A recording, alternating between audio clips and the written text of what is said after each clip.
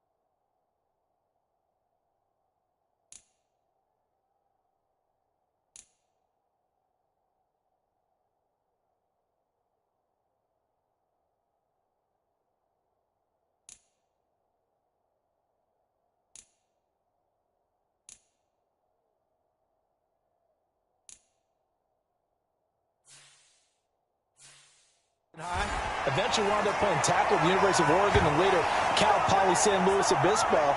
Played well enough that in 1958, he was a 21st round draft pick of the Philadelphia Eagles. That's right, the draft had 30 rounds then. They'll throw on first down with Favre. Escaping the pressure right. And he's going to have to eat this one as down he goes. Javon Curse. He's the one that got home and takes him down for a loss of 9.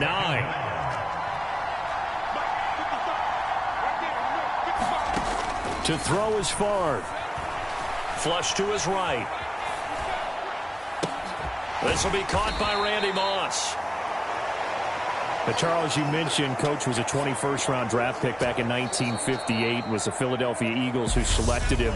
But unfortunately for John, knee problems, they just continued to dog him. He was hurt in his first training camp, actually never saw the field as a player in the NFL. But it was still during his time with the Eagles, you and I were talking about this before going on air, that you could start to see the light bulb going on for what his career path might entail.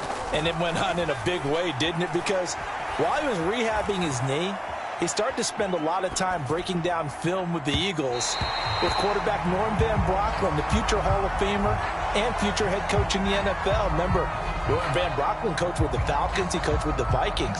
And was there during that time. I think Coach Madden realized his love of football and love for teaching, combining all that together, and that meant being a football coach.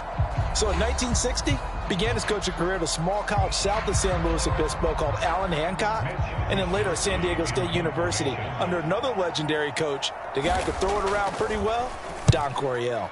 Wisnowski on to punt as he sends this one away. And he'll get this up past the 25 before he's out of bounds. It'll be 37 yards there on the punt, and the AFC will take over 1st and 10. So, Charles, as mentioned, we've got another Coach Madden over here on the AFC sideline. Of course, his Raiders, members of the AFC West. So this is a conference he battled in for his entire career. And you think about the landscape of the NFL as he was getting into the back half of his tenure. It was a golden era for coaches. You had Don Shula, Tom Landry, Chuck Noll, Bud Grant. But it was John Madden who had the best winning percentage of them all, CD. 759, the best ever.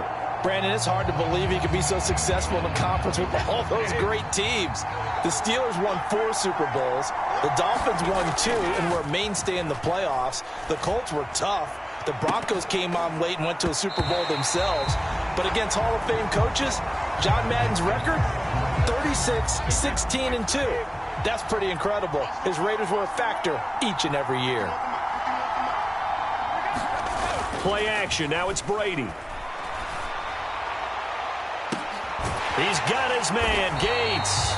And he'll get this one down near the 20-yard line, just shy of the 20. A gain of 32 that time. You ask tight ends about their favorite routes to run, and surprisingly, this will pop up as one of their staples because they run so many routes in the middle of the field.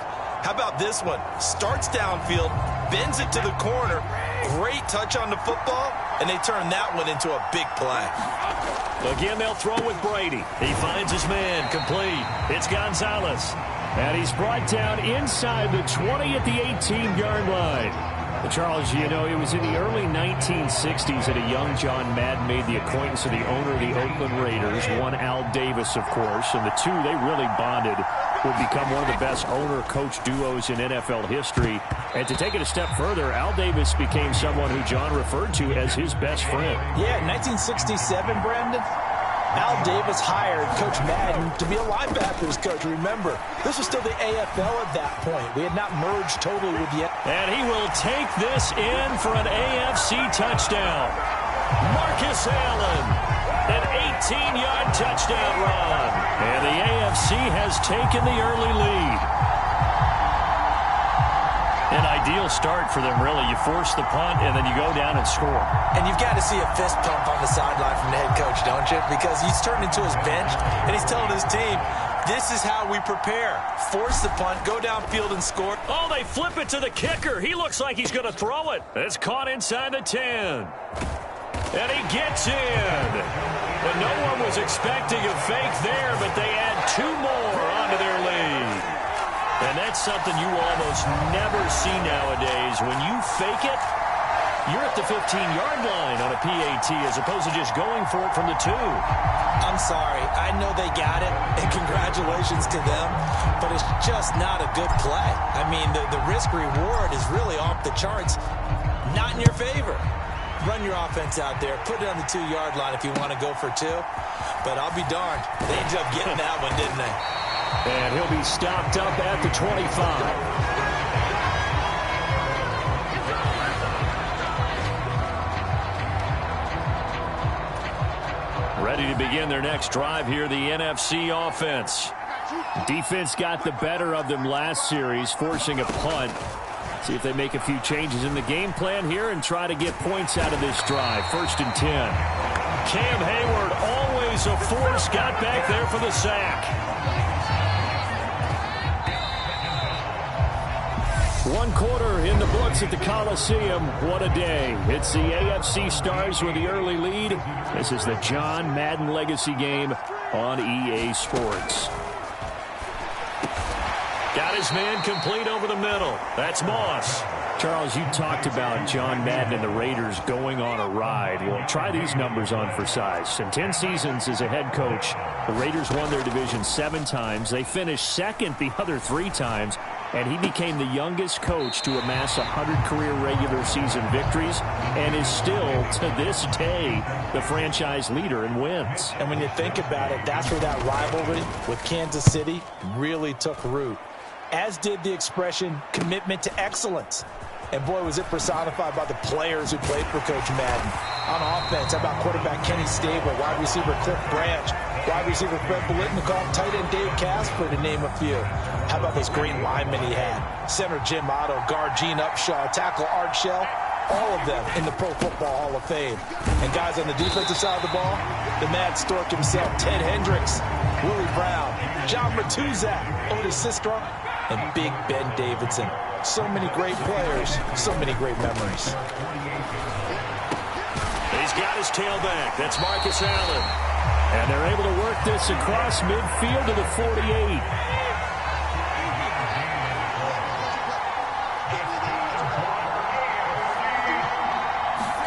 Brady now on 1st down. He finds his man, complete. That's Gonzalez. And he'll be brought down just shy of the 40. 2 minutes remain here in the first half of the John Madden Legacy game. We'll be back. Hey, we want to let you know, give you a fair warning that coming up at halftime, the folks at EA Sports have put together a very nice package in tribute to Coach Madden. So make sure you stick around for that. Again, coming up at halftime. Charles, you think about all the success that John Madden had as an NFL head coach, and he had plenty, and we talked about it, including the 10 straight winning seasons, a Super Bowl title. But like any great coach, he also suffered through a few tough losses along the way as well. And Brandon, those tough losses came in high-stakes games because they... And look at this. It's a fake. And this is caught. And the gamble pays off. They get the first. The CD, we spoke of some of the Raiders' tough playoff losses through the decade of the 70s, but for one shining season, they put it all together, and that was 1976. Remember a 13-1 regular season, a memorable playoff win over New England. They dominated the Steelers 24-7 in the AFC title game, and then a meeting with the Minnesota Vikings in Super Bowl 11. Oh, Brandon, what a game that was down at the Rose Bowl in Pasadena. A gorgeous 53-degree day, perfect for football. Raiders get out to a 16-0 lead at the half, and Clarence Davis, no relation, although I would say. And now a fumble. Brady loses the football. And fortunately, one of his AFC teammates able to fall on it as they will hold on to possession. Very fortunate to get another shot. Here's 2nd and goal. And that is caught for an AFC touchdown. Tony Gonzalez, as the first half is winding down, as his guys are able to extend their lead. Another impressive drive, so they're 2 for 2, 2 touchdowns. Charles, a great start to this ball game for them. And one of the words that's really worked its way into our lexicon is stacking. They've stacked momentum each time out, not only on offense. Between those touchdowns, defense held, forced a punt to get the ball back, and they played awfully well in this one. Both sides playing at optimum level.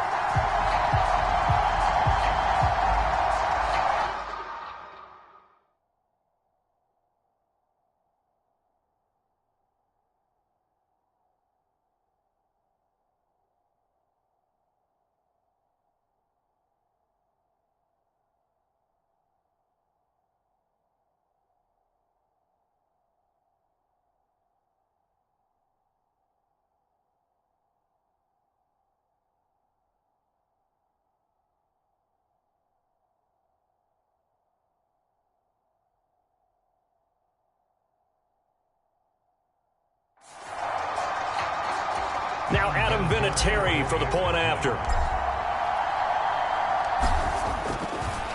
Oh, and now they're going to fake it. This is caught out in the right flat, and he gets in. And no one was expecting a fake there, but they add 2 more onto their lead. All right, partner, one more time. Our whole lives, you put the ball on the 3-yard line, kick the extra point. 2015, they put it on the 15 to kick the extra point. 2016, they said, we're leaving it there. So if you want to fake it, that's a long way to go. And they got it done. I was going to say, they had a 15-yard play in their back pocket. You don't see that on too many play sheets, do you? No.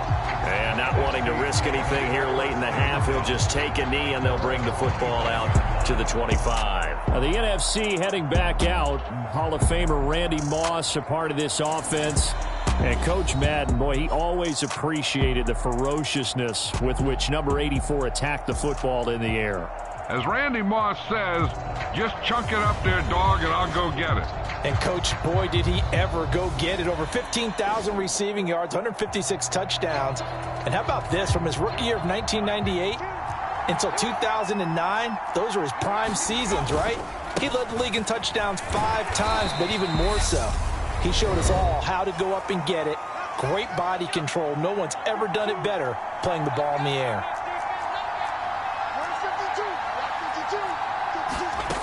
From the gun, it's Favre. And that throw behind his man, he missed him, incomplete. To this point, I've been impressed with the work defensively. They have not allowed a lot of receivers to run free.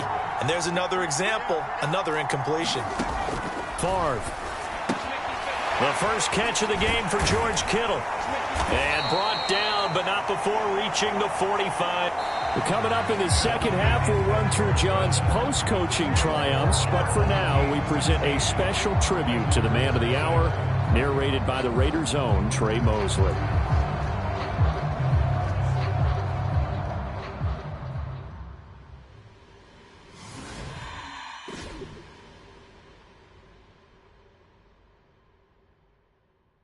We now proceed to the start of the second half.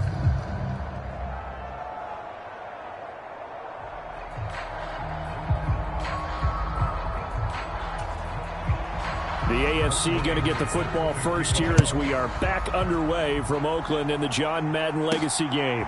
Dante Hall going to bring it out of the end zone. And this return will net positive as he gets past the 25 and up to the 27-yard line. The offense for the AFC set to go now. And Charles, they've got the lead. Put your coaching hat on here now. What's the game plan for the second half? Taking it right down Broadway. 20. A big play there on the catch and run. 66 yards. Pretty good timing. He waited just enough for that post play to develop and laid it right in there. And you know what a lot of teams do when they decide to throw a post route? Because it's a little bit... And that is caught for an AFC touchdown. Tony Gonzalez, a beast in the red zone with his second touchdown of the game. As his guys are able to push that lead out a bit further. He was on point throwing the ball right there. He had the big play to get him down close, and then he delivers a touchdown pass on 1st and goal. And you mentioned the big play that got him down close. I think that big play left him reeling a little bit. They didn't recover from it.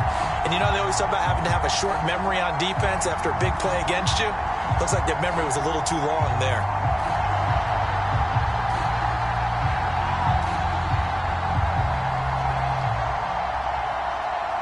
Now Adam Vinatieri for the point after.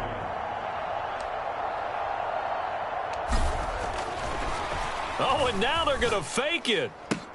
This is caught out in the right flat. And he is not going to get to the goal line. And for the first time here this afternoon, they are thwarted on the two-point conversion. Well, I have to admit, I'm scratching my head a little bit here trying to make sense of what I just saw. Number one, huge lead. Just kick the extra point and be done with it. Number two, if you are going to go for two, just line up and go for it from the 2-yard line. Why make it so difficult? That's a long way to go to try and pick up some points.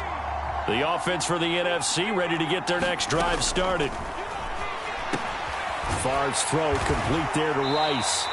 And he's taken down, but able to slip across the 35. So now, Charles, to pick up the story we've been telling, John Madden at 42. He just completed a 10-year stint as the coach of the Raiders. He wants to step away a bit from the grind of coaching, but he doesn't want to step away from the game of football.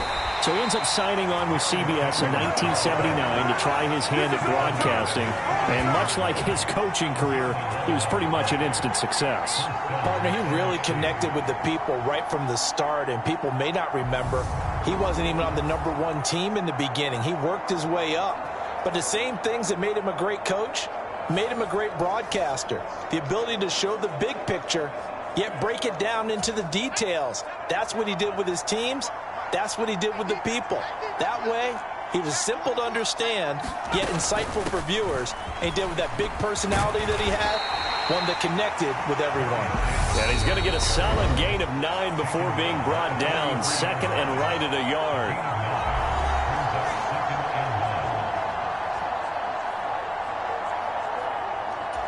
The last run got 9. That leaves him with 2nd and a yard.